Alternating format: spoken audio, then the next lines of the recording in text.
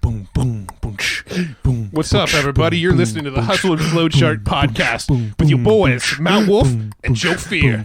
Check it. Hey, welcome back to another episode of the Hustle and Flowchart podcast. This is Joe Fear. This is Matt Wolf. And today we're talking with Joe Cohen. He is the CEO, founder, and mastermind behind the SelfHacked.com website, which I don't know if you've heard of this, but you will very soon. This guy is like everywhere online. If you ever look up anything related to a supplement, probably a pharmaceutical, any genes, like if you've done 23andMe or Ancestry or, those kind of things, they're getting more popular. That guy pops up like the first everywhere. So we're going to dig into not only biohacking things and ways to improve your performance, your sleep, just the way you live, but we're going to dig into how the hell is he everywhere on Google, SEO, Matt, he's everywhere, and he's not doing paid ads or any of that stuff. He digs into everything. So it's an awesome episode. By the end of it, you're going to walk away with great content marketing ideas and health tips. Absolutely. Very cool stuff. So let's dive in. Woo. All right, Joe, thanks for coming on the show, man. Hey, glad to be here. Yeah, so it was, I just wanted to tell everyone before we got into the conversation, it was cool that I stumbled across your website, SelfHacked.com, and that's like a treasure trove of anything you want to know about, I guess, your genes, your body, different cool little hacks that you can do. Optimizing your body and mind and all that stuff. Yeah, so I was stumbling across some results from 23andMe, and if you haven't done that, it's pretty cool. Just Google it, or Joe can probably talk a little bit about this whole kind of, I feel like it's a trend right now, but it's very cool to learn about your body.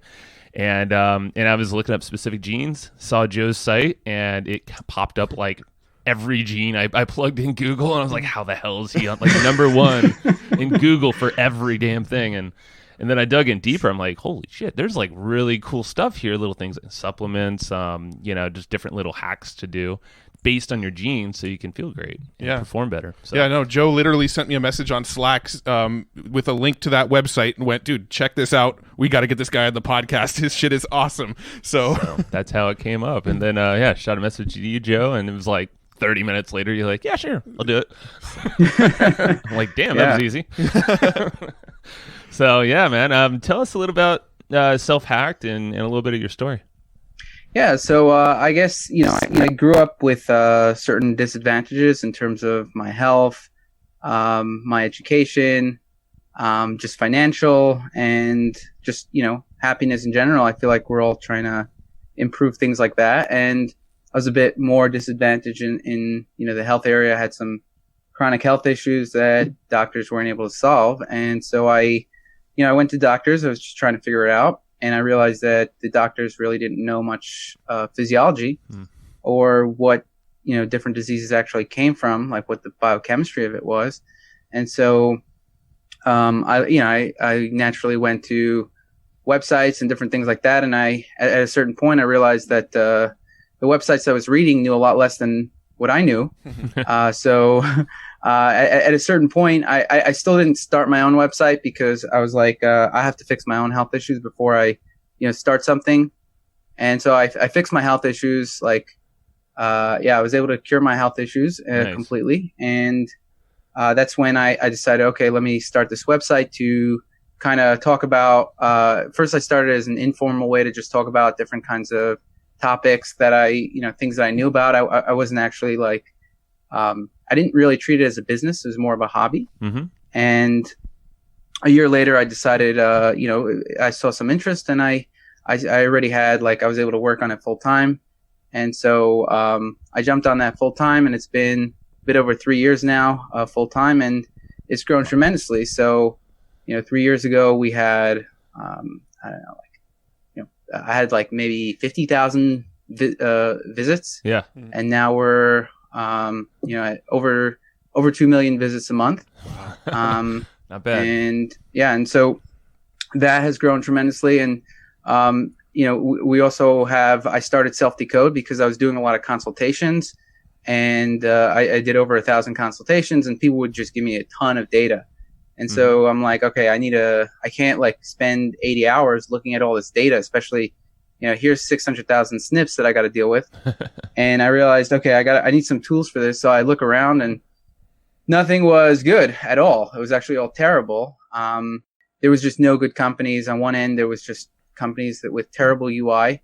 And then there was just most all the rest of the companies had like 10 to 20 or 30 SNPs. Yeah. And it was just very limited information. It was just bad stuff. So I decided to start my own genetics app. I thought like, I'll start something simple. It should be easy to just make something that is better than what these guys have. And then slowly it just started growing and growing into its own business. And so that's been going on for about 2.5 years, and that's been quite successful. So, wow. And as time goes on, we're always interested in improving our products. And this is what SelfToCode is the genetics app that we have, and it gives health information to people based on their genetics and recommendations and things like that. And we have 30,000 SNPs in our database and much better content with all these SNPs.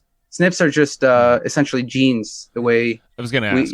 the common person will think of it.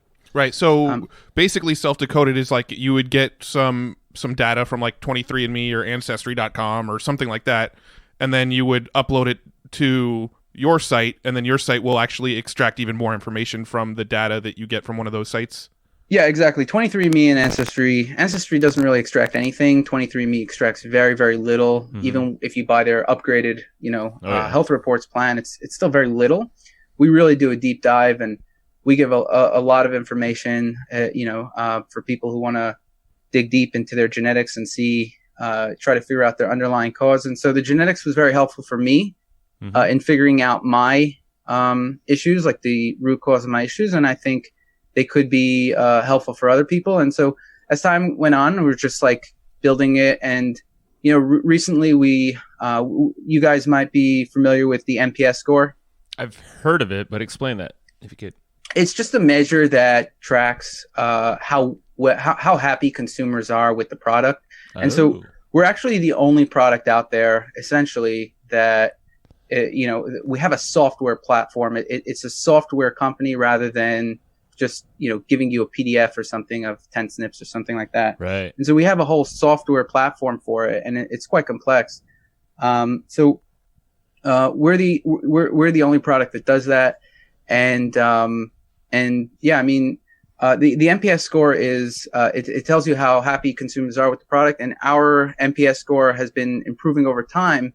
And that's just if we're talking about business stuff, I think that's a very good measure, of how your business is doing. So all the big companies use it. And if you get over a 50, that means you have an excellent product. So we, last month we got a 53. If you go on the site, there's a pop-up, after you use it, like, hey, how happy are you with this product from 1 to 10? And, the vast majority of people pick 9 and 10, which means that they're very happy with it. And so what the NPS score looks at is, it's how many people choose 9 and 10 minus the number of people the percentage. It's not the number, it's the percentage of people who choose 9 and 10 minus the percentage of people who choose 6 or less.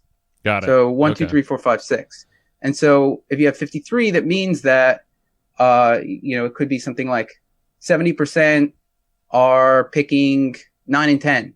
70% of people are think your product is a 9 or a 10, which is good. And then only, let's say 17% of people, think it's, 6 or less. And, not every product is suited for every person. So you're always going to have some people. So it's never like 100. The best companies I think are like, 70 around. Okay. But these are generally companies that have been working on their product for 30 years or something. Well, I'm just going to stop you for a sec, because that is what I think I was so impressed with your websites as a whole, not even just SelfDecode, because just on like the sales page or the promo page, landing page that you have, I'm like, because I've used some of these lesser, I guess they aggregate, like extract all the data, gene points, and they're ugly, they're horrible, they're confusing. they give you a lot of stuff, you know, at least the ones I've used, but I looked at yours and I was like, holy crap, this thing is, and now that I know that you've only been doing this for like 3.5 years, I'm like, dear God, how do you do that? Like, everything looks beautiful. It's easy to use, understand. I think that's what immediately got my attention. Because it's interesting. You know, just to, you know, we're talking about business a little. I'll inject some business philosophy. My philosophy is to launch when you have something that's, you know, decent, like an MVP. You just launch it, throw it out there. When I started SelfHacked, it was terrible. It was just so bad. The content was all over the place. I was just droning on, wasn't structured. There was nothing. And my philosophy is just to keep on improving. Same with, you know, you try things, it's not going to work out in the beginning. You just keep on improving it.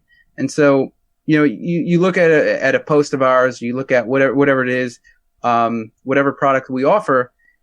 Sometimes in the beginning, it's not that great, even according to my opinion. Yeah. I'm just like, we really need to improve this. And I think we really need to improve every product until it's perfect. But, whatever you see is just a constant improvement. And, you know, even just 2 years ago, a year and a half ago, it was really essentially just me and the company. Now we scaled it, and now we have a whole bunch of people. We have like 20 full-time people and like 40 different freelancers. And, you know, and that allowed me to really just put people on projects, try to develop systems to make everyone efficient.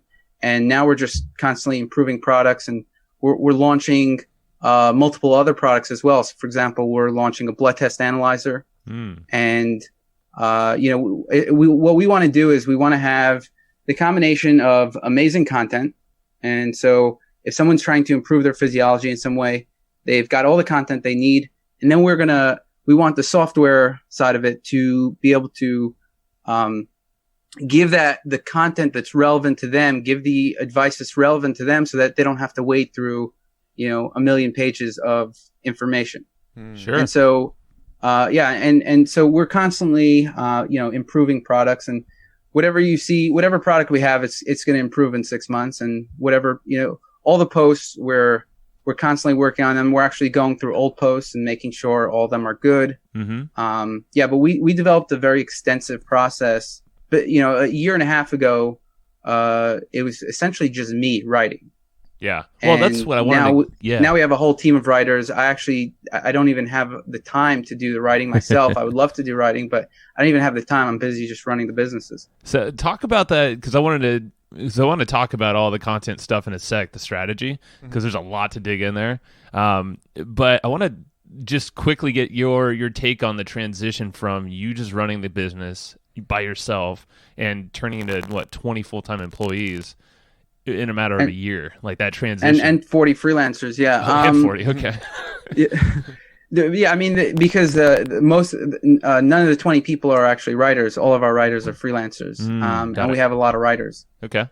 And so, that, you know, it was definitely a process. It was, you know, I had to go from, I'm pretty scientific kind of thinker, very skeptical. And that's very good. And then I had to go from just like delving, like just being deep in the science and writing all the time, to putting on a business hat. And it's a very significant change. And the first thing I realized is a business is about systems. You need to create systems for everything that you do, whether it's hiring. So I never read any business books, not a single one. Wow. I never read any business articles, not a single one. And I generally, you know, I'm just the type of person who, I mean, I think they're useful. Sometimes they're very useful, but I think I'm just the type of guy who I like to kind of have a blank slate, and just 99.9% of people are benefited by content, business content, things like that. So I'm not saying that I think it's great, but just my personality, it's just like I've never gravitated towards it, and I just look at a problem and try to solve it as if, you know, if it was just a blank slate, like what would I do in this situation? And the biggest problem that I ran into was hiring. It's like, how do I hire good people? You know, I need people for everything. and I want to, I can't pay them that much. I'm not like making trillions of dollars here. Especially in the beginning, like Right. it's kind of a chicken and egg problem. You just have free content, and it's like I need to hire someone, but that person needs to make money pretty quickly. Sure. And so the hiring was the biggest problem that I had to deal with by far, getting good people. And so over the years, I just got a lot of experience in figuring people out and also building systems to hire great people. And I think that was probably my biggest success within the business to date, is to build a system that is efficiently able to find and get good, smart people. So we look at a bunch of different metrics. First, we want to see, is someone intelligent? What's their personality like? And we want to, so in the beginning, what happened was I would just like, all right, I need some people. I went on Upwork. I tried to hire a couple people. And it was like, okay, this is terrible. This person seems smart. They have an MD, but they are terrible. Right. Right. They don't seem very intelligent, even with their degrees. So degrees are not valuable to me. Like it just wasn't valuable. I realized that if you just work very hard, you could get an MD degree. Sure. Sure. You don't really have to be that intelligent. And so I thought, how am I going to figure out if someone is capable? I can't talk to them for 10 minutes and figure it out. And if I'm going to speak to them for a whole day or 20 hours, it's just too much of my time. I'm a one-man guy here. I'm a one-man band. I can't do all this myself. And that's what some companies do. When we hire people, we just hired a developer, and a company he said they were interviewing him for 20 hours Oh more. my God. And they're just like, they flew him down. He spoke to 10 different people. And for me, it was just a very quick process. We put him through the tests. I interviewed him. And like 2 hours later, I'm like, all right, time to start the trial. Right on. So the hiring was definitely the biggest nut to crack. And the way I did it was I started to think of it in first principles, like, okay, so I took some people and I realized, okay, these people are obviously deficient in some cognitive capacities, and there needs to be a way to measure it. That was a very nice way to say that. Yeah. So I started to look at, like, all right, what are ways to measure intelligence? What areas of intelligence are these people deficient in?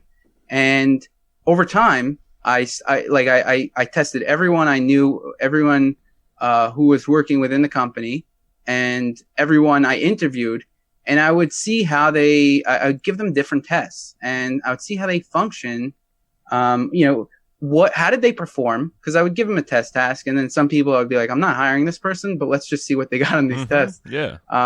So I'd give them some cognitive tests, and it would be like, okay, what is deficient here? Why is this person terrible at this? Is it a personality factor? Is it an intelligence factor? So over time, I was able to break it down there's a bunch of different personality factors that are going to predict performance, and there's a bunch of different cognitive domains that are going to predict performance. And so one of the I'd say the most important one is logical reasoning.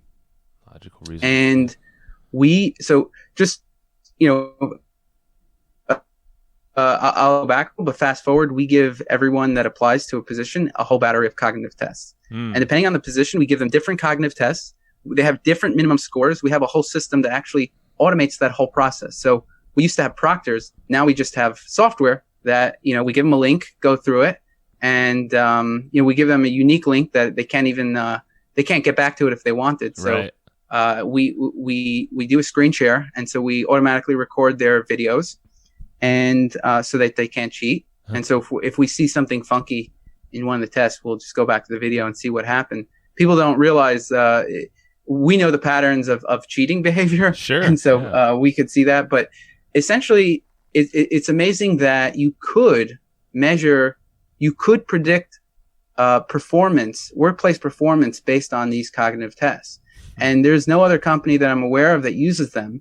And so that's kind of an example of where kind of like blank slate, first principles thinking has benefited the companies tremendously. Sure. And so that's how we were able to scale the hiring process. And we could go through hundreds and hundreds of applicants and get a good snapshot of what their cognitive abilities are and how well they're likely to perform in a role. tests. And so we look at all these different measures, and some people seem really intelligent. They went to great schools, and they get terrible on logical reasoning. It's like, wow, that's amazing. And what so happened? that didn't waste anyone's time. Yeah. If you think about it, logical reasoning is it really is like, the ability to reason through a problem, even like come up with, what should I do? Here's 10 different factors at play. What do I need to start working on first? What do I need? Life and working and everything is a problem. And the ability to reason through it is a critical skill that if people don't have it, they're not going to function in most professional capacities unless they're doing things that are more rote. They could do customer service. They could do something that doesn't really require it so much. If a designer, it doesn't require logical reasoning, but we happen to have a good designer, and also he happened to do pretty well in logical reasoning. And it turns out he was a great hire because he could also manage projects, and he could reason through and come up with priorities and be able to deal with and create solutions. So smart. Logical reasoning is definitely the single biggest cognitive capacity that we measure. That makes sense. And just to put a kind of a bow around this topic here, are there any website specific tests that you'd recommend to have people try? Or do you kind of like make your own now? We don't have. It really is like we have a hodgepodge of tests. There's no like one site that has all the tests that we want. I would say that a lot of the Cambridge Brain Sciences has some tests that are good. Okay. But there's a lot of you could find a bunch of tests everywhere. It's right. We're testing things like working memory, and if someone has good working memory, they can juggle more things at one shot. We're testing a bunch of different areas of reasoning, fluid intelligence. And obviously, we also give technical tests. So for example, for hiring a writer, I designed my own technical test to see how much science they know. So we have some of our own tests that we give for different positions. Smart. Cool. Well, staying on this topic of sort of business, and I do want to eventually circle back around and actually talk about some of your biohacking advice for entrepreneurs and that sort of thing. But staying on this business topic for a couple minutes here, we kind of wanted to talk about the traffic and your content marketing strategy and your SEO and how you've managed to grow your site so big. Was that a methodical process, or was that something that just this kind of happened? So in the beginning, it just kind of happened. I mean, it was just me cranking out content. The more content you crank out, and happened to be a fast writer. So it was just, I actually was, for the first couple of years, for the first 2 years, we really only started with the SEO about 6 months ago. So before that, it was just like, what do I want to write about? What do I think is valuable for people? And that worked a bit. It worked a fair amount. And the problem is you can't scale that because I can't just clone me and right. make 10 of me, and then it's like, okay, great. The problem is you need I needed like people who, you're not going to get someone who's an amazing scientist and also a very experienced biohacker and who knows about nutrition and everything else that matters that we want them to know about. So the challenge came from breaking up. We had to, especially if we wanted someone to be affordable, we had to get the science people and put them in one place, and then get the people who understand our industry, build systems around it so that we can make sure that the content is usable to people. And so we built a lot of different systems around that. And so number one is we're able to get a lot of writers through our hiring process. That's number one. So getting a volume, and then we can see who's the best out of these writers.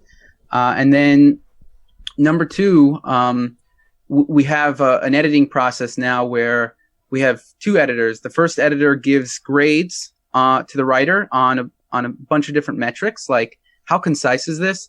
We want to, I broke it down to, okay, what do we need? These people, what kind of posts do we need? People like concise posts. They don't want to read a million words, right? They want the bottom line most of the time, and they want this writing quality, English quality, There's how informative it is, how entertaining is it in regards to health and things like that, because that's what our user base is interested in. So we broke these things down into a bunch of metrics. How good is the person's science? If they got a reference wrong, then that's a big red flag. So the first editor, who's a scientist, will grade the writers in all these metrics, and then they'll give them a final grade. We actually pay the writer based on the grade that they get. And so if they get like a C, they get one pay.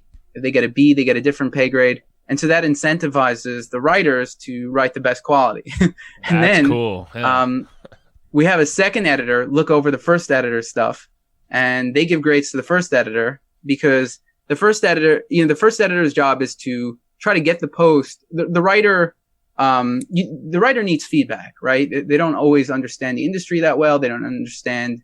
They might be writing about a certain topic, and they don't understand our style that well. So the writer needs a lot of feedback. And so the first editor gives them feedback. They make sure that it's right. Second editor makes sure that the post is ready, to be published. It's ready to our standards. And so if the first editor doesn't do a good enough job, then they're not going to get a great rating. So no matter what post they get, they have to make it great by the time the second editor gets it. Mm-hmm. And then, we have and then we take all these metrics. We have a system that we like to evaluate every writer and editor's performance. So we evaluate them. We built our own internal tool to get all the data in terms of time on site. So time on site is probably the best metric. Time on page is the best metric to how the post is doing. If someone wrote a really compelling post, people are going to be on it for longer. Sure. Views is a good metric. Not always is it up to the writer. It also depends on the topic. But also stars, how many stars? We have a star rating system. So how many stars the post gets and things like that. And so we have like a system where every writer and editor is, and we have their average grades as well for each post. So I can just look at our system and be like, all right, this writer has an average of a B or whatever it is. And, and so I think the key is to build an efficient system that tracks performance and forces the end product to be good. And we have our own, I designed our own process in coming up with headings and things like that. So as time goes on, we keep on getting more efficient with the content process. And it's not an easy thing, which is why there's no other website that does what we do. Mm-hmm. It's more like just, producing crappy content and, trying to hope it sells. We really produce very in-depth content that has, each post can have over 100 references, and it's pretty vetted. It's solid content. It is. And it's not easy to do, but that's why. So there's no secret sauce. It's like, oh wow, we're just, we're getting a bunch of views. It's really, we're doing it in a way that it's by building systems and making a process more efficient than anyone else. And through that, we just release more content, better content, and it gets indexed better. Now, have you found there's a certain sort of frequency of content that works best? Like how often you post? I haven't noticed any big difference with that. What I have noticed is just the more content you produce, the better. And we produce a post every day now. Okay, and nice. That's not easy because we're producing on average 3,000 words. Each one post is very, very concise and well referenced, and and it's very scientific. So it's very hard to produce a post a day. We put some resources to that, but the key is that we have a process that makes it more efficient. And so you have to make sure that if you're going to be performing better than the competition, you need a more efficient process. Yeah. 100%. And we're the fastest growing health website. We're now the biggest biohacking website. For a while, Bulletproof was the biggest in the biohacking space. I don't know if you heard of him. Oh yeah. And we just we overtook him. Nice. See, that's cool. Yeah, a lot of the audience that you're listening or that's listening to us right now, they are most likely aware of Bulletproof.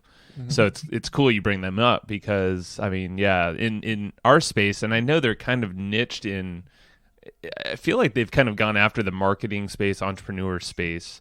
So yeah, I mean, the way, I don't know if, do you have a target market, or are you just kind of going after, because I know specific genes or keywords, and just, do you have kind of an approach to what you're writing about and who you're talking to? We're talking to, I mean, we're talking to people who want to improve their health in some way. Mm-hmm.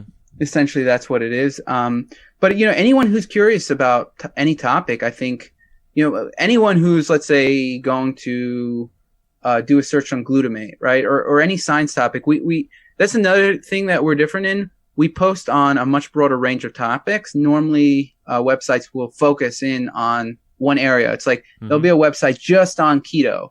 There'll be a website just on low carb, just on nutrition topics, just on whatever topics. I don't think that's, I think, everybody, people who are searching, most people want to be healthy. And if they're searching for a topic like, let's say, glutamate, which is a neurotransmitter, they want to know how, there's a good chance they're curious about how to reduce it, how they can improve their health with regard to it. And so I think one place that we're differentiated in is creating creating posts on scientific topics that are very in depth and that aren't necessarily targeting a very specific niche. Mm-hmm. So if we do a post on BDNF, we have 2 posts on BDNF. A lot of people in the nootropic space are going to be searching for BDNF because it's one way to improve your cognitive function. So we have a whole list of 50 different ways to increase BDNF. And instead of just writing a post on what BDNF does, we'll say how to increase it, which conditions is lower or higher associated with, things like that. And so we apply it to what people are concerned about. And, I think that broadens our reach. Got it. Yeah. Because I mean, I'm trying to actually pull up the first post that I found you on, but I want to get into so I found you by actually looking up a specific gene. I think glutamate is one of them I'm taking based off of your website, actually, based on the genes as well. But okay. Let's kind of transition now into maybe some simple biohacking or just ways to improve cognitive functioning, maybe sleep, just better performance. Maybe a simple process people can take, and then obviously use your resources too. Right. I mean, so the quick fix, if we're talking about a quick fix, my favorite is nicotine. I found that, nicotine is also in people who work for me, like, conscientiousness is one of the biggest metrics, and that can predict workplace performance. That's like how dutiful, how organized, how orderly someone is.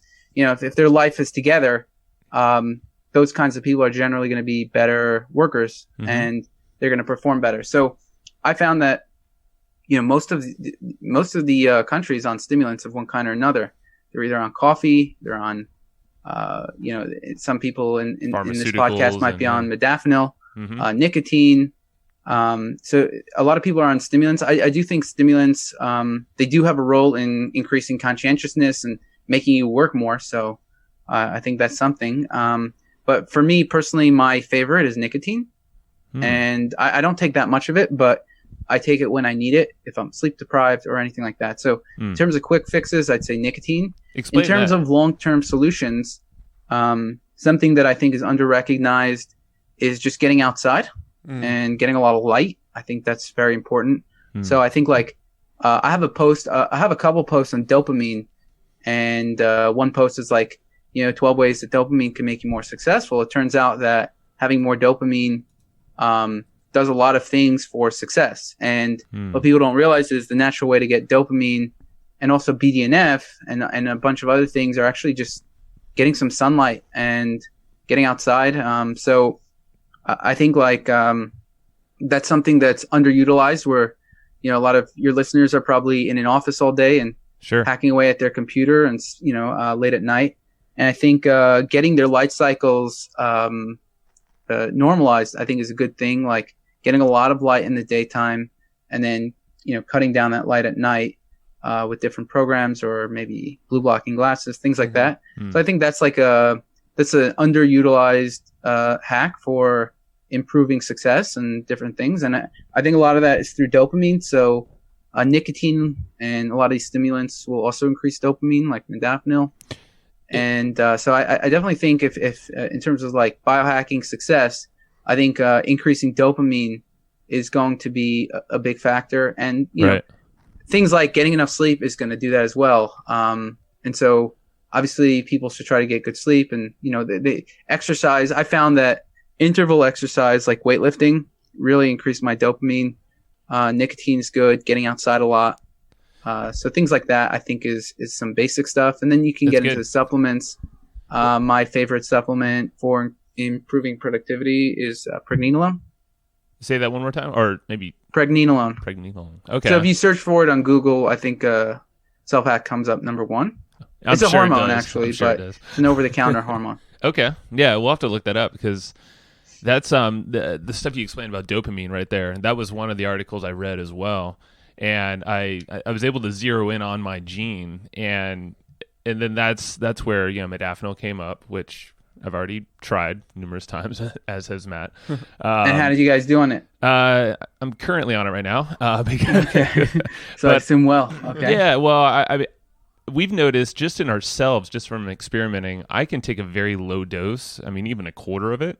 I took a half. What's a quarter? Like, what's the milligrams? What is it? Oh man, is it 200? 200 is not a low dose. Okay, so no, 200 milligrams is the pill that he's taking a quarter of. Oh, so he's taking 50 milligrams. Yeah, I got so you. I believe it's 50. Yeah, for the quarter. And it's enough. I mean, it's very even keel. It's like you had a coffee, but without the jitters, at least for myself. And it allows me to kind of just hone in on a task list and just hammer through it. Yeah.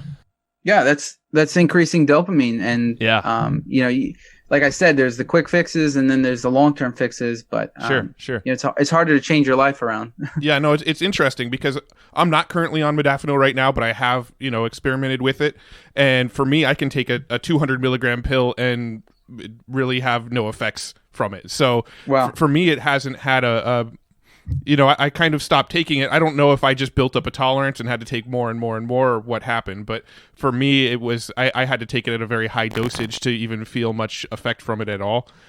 You probably just don't notice effects from any medications that you take. I don't get effects from pretty much, you know, if I take ibuprofen, I don't feel effects from it. It doesn't do anything for me. When I can drink caffeine and I can go to bed 15 minutes later. Caffeine has no effect on me. That's what I'm saying. It's if you're not feeling anything on 200 milligrams of modafinil, you're just not feeling anything on most of the supplements you take. Doesn't mean that you don't have an effect. I would just say that you're less aware of the effects that it has. Yeah, that might be true. Now, I'm curious. I want to jump back to what you said a couple minutes ago about nicotine, because I think most people, they think of nicotine and they think of, you know, smoking and bad habits, and nicotine equals bad. You know, can you talk about nicotine for a second, what it does to your body, and sort of dispel some of that stuff? Yeah. Well, you know, if you're smoking nicotine or tobacco products, then yeah, it is very bad because you're creating a bunch of carcinogens. Mm-hmm. If you take just nicotine without the carcinogens, and in like, let's say, a packet, and you could put it on your lip. So there's different kinds. They have, like, there's a Swedish snus, and there's also just regular nicotine packets that you can sometimes buy in different smoke shops. So I like to use that form. I don't like the gum that much. I don't like the in cigarettes are just, it's not healthy. And so in terms of nicotine, it's not the healthiest thing in the world, but it's not going to like cause all these problems that are associated with nicotine. There's actually some benefits and there's some cons. It's kind of like caffeine, you know, it really depends on the individual. Mm-hmm. Caffeine will show some health benefits for some people. So like nicotine is actually good for ulcerative colitis. It reduces some kinds of inflammation. And so there's definitely benefits to nicotine. And then there's still drawbacks. They're not sure of all the drawbacks or what exactly they are because they haven't differentiated them from smoking yet. It's hard to like do studies just on nicotine. Right. But I think it definitely, what we do know is that it's a lot less than just smoking. Is it zero? You know, it's hard to say. We do have a post on nicotine. If you Google nicotine benefits, it'll come up. Mm-hmm. Okay, cool. Yeah, because I've heard a few other people talk about nicotine. Well, Dave Asprey's talked about it before. I've heard him talk about it on his podcast. And some other friends of ours haven't experimented. I mean, even my stepdad, for somehow, like, heard about this, and he's like, "Yeah, I want to try that for golfing. Focus my game." And so, is that what nicotine does? Is nicotine something that helps with focus and cognitive function? Definitely. Is it something that could potentially replace caffeine if you're addicted to coffee that would have a similar effect? Well, I like nicotine better because I just don't like caffeine, right? So it all depends on the individual. If you want to be, somewhat like, look at, Dave Asprey takes nicotine, caffeine, and modafinil. He's taking all three. But in terms of like just me, I don't like caffeine. I like it. It actually makes me a bit tired. I get a paradoxical reaction. It makes me tired but wired, which is weird. Yeah. Oh yeah, no, I've definitely felt that sensation where you're tired, you want to sleep, but your body won't let you sleep. Yeah, exactly. So I don't like caffeine. Nicotine is more short term. I could take it, and then a few hours later, I could go to sleep, not a problem. That's one benefit to nicotine.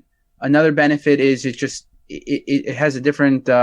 It does different things. It'll increase dopamine more, but it increases it in different areas. It's definitely. It's a very powerful cholinergic, so it'll increase it'll activate the acetylcholine receptors, the nicotinic receptors, named after nicotine. And so those receptors just work way better for me rather than caffeine, which has a very different mechanism. And I don't actually do well with most dopaminergics or things that increase dopamine, like modafinil, because I actually have high dopamine in certain ways. And so if something like amphetamines or modafinil, I'll actually perform worse. And so if you already have high dopamine in certain ways, you could perform worse on amphetamines and modafinil. But nicotine actually makes me perform better because it much more activates. It has some serotonin and dopamine boosting properties, but it also activates those nicotinic receptors, which will improve working memory and cognitive function in general. That makes sense. Yeah. Yeah, and it increases wakefulness, of course. Through orexin. Now, when you say you have high dopamine, is this something that you can actually determine through some of these tests that you can run through SelfToCode?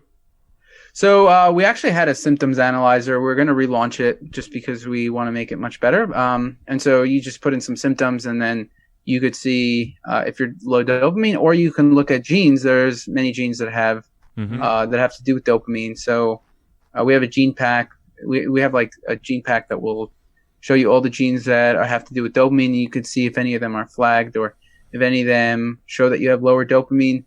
And the main thing, or you can read our posts and see if you have symptoms of low dopamine. So the best way is through symptoms. Then you could try out things that increase dopamine and see if you feel better. And then you can see if you have genes that are low in dopamine with SelfDecode. And that's exactly how that was the topic. I think mine was a warrior gene. I don't know the specific name of the gene, but that's how I pulled from one of these third-party sites, Googled it, found you, then realized my dopamine levels are lower than normal. And then I saw a whole bunch of things you could do kind of, as an everyday thing, or if you want to get more aggressive with like a modafinil.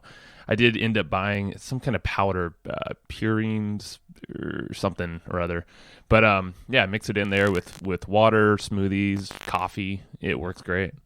Yeah, so you're referring to MAOA and COMT. COMT is more, it's an enzyme that, let's say, breaks down dopamine. And when you inhibit that enzyme, you have more dopamine in certain areas of the brain. Sometimes dopamine in certain areas of the brain can have negative effects, like anxiety. But dopamine is actually quite a complex system. There's 5 different receptors for it. There's transporters that can be inhibited or not. And then there's a whole bunch of different enzymes that can break it down. So when you talk about increasing dopamine, it could really be in different parts of the brain, different enzymes, different receptors. So it is a bit complex just to say high or low dopamine, but there's definitely most people I'd say are low in dopamine for sure. Gotcha. Interesting. Yeah. Got it. Now, so I'm still waiting on my 23andMe results. I ordered them, I don't know, it's probably been 3 weeks now, and I haven't gotten my data back yet. But I'm curious, if I was to take the data that I get from those results and I plug it into your site, what sort of things am I going to get back from it? What sort of data is the SelfToCode site going to tell me? So we have a couple different things that you could do, but we have some health reports that you could look up, and we give you grades in different areas. And then we have like a recommendation engine that could suggest some substances that you may or may not want to try. It's something to just look more into. And then we have you could do a deep dive. You could just look through a bunch of different SNPs and see or genes and see which ones are flagged or which ones may be problematic. And then now we're actually going to be releasing also PDFs just to make it more like we want to make it a better flow. So someone comes in the site, they just have something to start with. So we're going to be offering PDFs as well on different topics that you might be interested in. Nice. But yeah, essentially like it's kind of right now it's kind of like a playground. You can you can just look through a bunch of different things, but we're trying to make it a much better flow. And so by the time you get it, we probably will have launched our PDFs, and cool. You can choose on which topics you are most interested in, and you'll just get like kind of a nice format to start with, and then you can dive deeper with the program.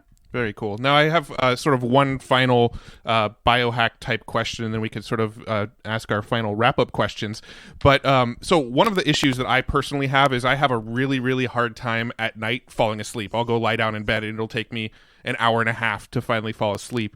Do you have any advice? And I'm totally asking this question selfishly, but do you have any advice for people who have a hard time like hitting the pillow and falling asleep? I do take one specific supplement that helps, but it's not the easiest thing in the world to get, and I'm not sure I want to name it on this podcast, but I'm curious what your advice is. Yeah, we shall not name GHB or anything like that. Well, mine is a three-letter acronym. It's I don't know what you're taking. No, I take THC. THC, okay. Yeah. So in terms of sleep, we actually have a book that we released on biohacking insomnia. So that's one thing.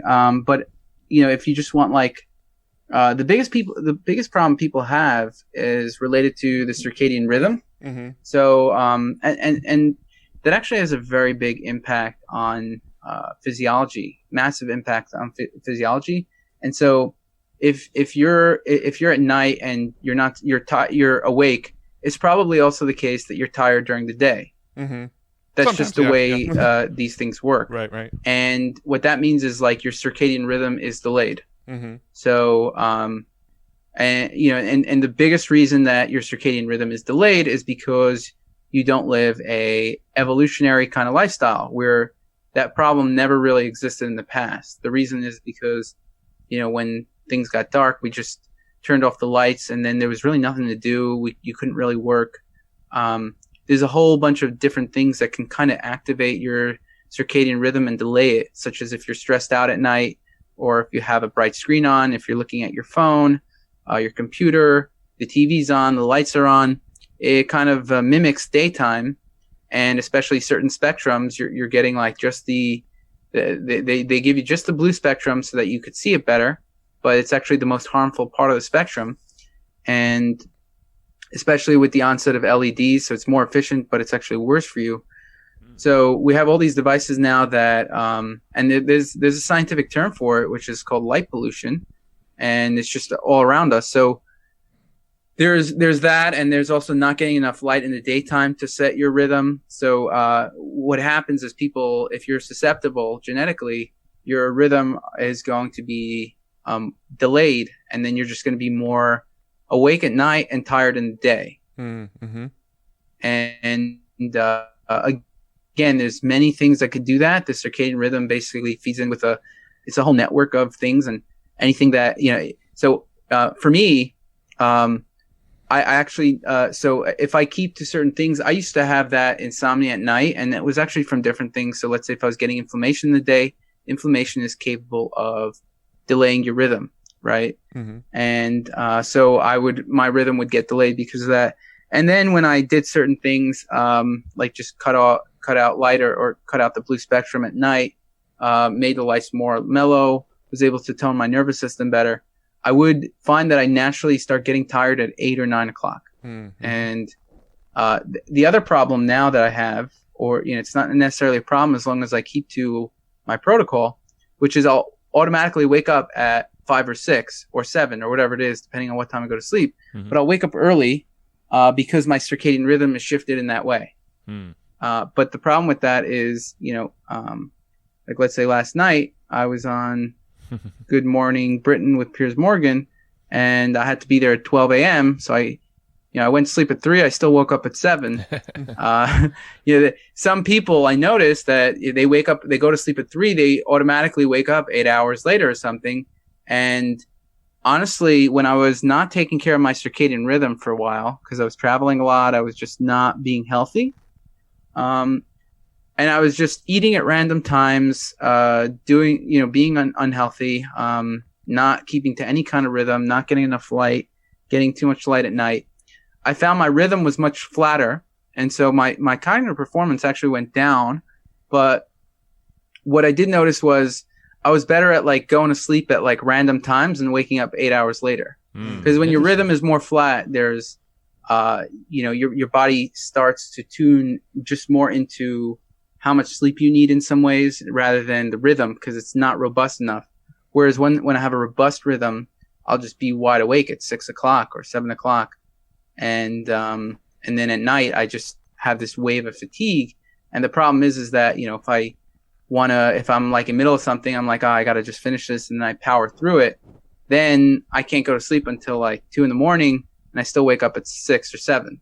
So there's negatives to that as well. But I think just being diligent about it and when I do have my rhythm going and, I get very deep and restful sleep, I wake up very refreshed. And when I go to sleep, I just pop right into sleep. So it definitely, if you have a sleep problem, it's definitely a circadian rhythm problem as well. And you have to figure out what are the details about that's doing it. Perfect. Good question, because a lot of people struggle with that. Yeah. So. Yeah. And the reason a lot of people are struggling with it is because if you just look at the way society is built, people come home, their lights are on at night. Mm-hmm. They got computer screens. They don't get a lot of light in the daytime. They might exercise at night. They might eat at random times. And people just don't have like proper times of doing things. You're really supposed to eat a lot more in the daytime. Right. People they'll take stimulants at night. They'll just do things at random times, whereas you're really supposed to do all the like a whole bunch of activities in the daytime. Nighttime is really supposed to be just chill mode. You could do work, but you can't it's got to be light. You can't be stressful. You got to have your glasses on and make sure the lights are very dim, and just be ready to relax. And if you feel that wave of fatigue, you just stop everything and go to sleep. Cool. That's hell of advice. That's great for all of us. Well, let's wrap this thing up. This is a packed session. I feel like we could do another one. Right. We'll talk about that later. Awesome, man. So where we like to always ask if there's a book or maybe some kind of resource. I know you don't read a lot of business books, and it doesn't have to be even business related. Is there something that you kind of go to often that maybe keeps your head straight or keeps you focused, or you just enjoy reading or digesting? That's a good question. That's a hard question for me. It's okay if you don't have anything. If I have time to read stuff, I'll honestly, if just the honest answer, I'll just read SelfHacked. No, that's cool. I mean, I actually, I totally respect, because I think you're the only guest that doesn't really digest a lot of information, but I like the whole blank slate thing. I think it's a different take, but I could see. It's definitely a different take. Very few people are like that. And I'm not saying it's good or bad. I mean, there's definitely something to be said about reading information and gaining experience from other people. I think that could be very helpful. Yeah. I just think that it's not my style. Like, even if I get information from other people, I still don't trust anything, and I'm just going to be like, I have to just test all these things anyway. Yeah. I like to just make mistakes and learn from them. That's amazing, and it makes sense to read SelfHacked. I mean, it's not like you're writing all this stuff anymore. It's all new content to you anyway, so you're like, yeah, it's true. It makes sense. So where can people go find you? Obviously, SelfHacked, we've mentioned that a million times. Yeah, so selfhacked.com, selfdecode.com is a genetics website. We have a book on biohacking insomnia, on just self-hack. Like we have a general self-hack book that guides you through the biggest things to be healthy. And then we have a cookbook for, lectin avoidance cookbook that I call. Mm-hmm. And that's just like kind of a autoimmune paleo kind of. So what are the names of each of your books? We'll make sure we link to them in the show notes. Yeah. And so essentially like, I don't really give out my personal email address so much. It's just that's where people could find me. I get way too many emails. Oh yeah, no worries about that. Most people wouldn't. No, we're not doing that. So what were the names of those books? We'll make sure to link those up. So we have one called Biohacking Insomnia, and then we have the Self-Hack book. We're also releasing a diet course we're re-releasing it. We did a pre-release, and then we just wanted to see what people were interested in, and what just get some feedback, and so we're releasing that in January. That's the self-hack protocol it's more of a diet related protocol. Mm-hmm. Perfect. Cool. And you can find it all on self-hack. So awesome, Joe. Well, it's been amazing, and we will do a round 2 soon, but you need to get some rest and go get some stuff released, Yeah, exactly. Cool, man. Well, thanks for the time, and we'll definitely forward any biohacking related people your direction. Awesome. It was great speaking to you guys. All right, man. You too. Thanks. See ya. Have a great day. Bye-bye. All right. Thank you. And I hope you just enjoyed this episode you just listened to. Now, right now, before we sign off, I have a few things I would love for you to do. So the very first thing is to go find our guest on Facebook and tell them that you loved their episode with us. That's going to help them just feel good about themselves, but also it's going to spread the word a little bit more for us. So go find them on Facebook. Everybody's on Facebook, and go say that you love their episode and maybe one cool thing that you learned there. The second thing is to go to iTunes and subscribe to our podcast. Just look up Hustle and Flowchart and hit the subscribe button. And the very last thing, the third thing, is to leave us a review on iTunes or wherever you're listening to this podcast and help us spread the word more. That's how more people are going to get this awesome knowledge, this cool podcast training, and a whole bunch of other cool free training that we give out at evergreenprofits.com. So that's about it. Go find them on Facebook, go subscribe on iTunes, and leave us a review. You would be amazing if you did that, but you're always amazing. So thanks for listening, and we'll catch you in the next episode.